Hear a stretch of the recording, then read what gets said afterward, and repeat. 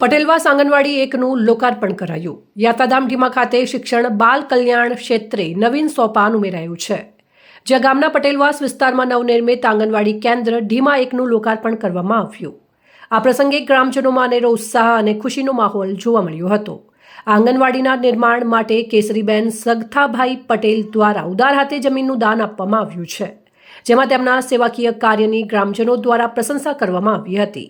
આ કાર્યક્રમ દરમિયાન દાતાનું વિશેષ સન્માન કરી આભાર વ્યક્ત કરવામાં આવ્યો। આ કાર્યક્રમની શરૂઆત શાસ્ત્રોક્ત વિધિ વિધાન બાદ રિબિન કાપી કરવામાં આવી હતી।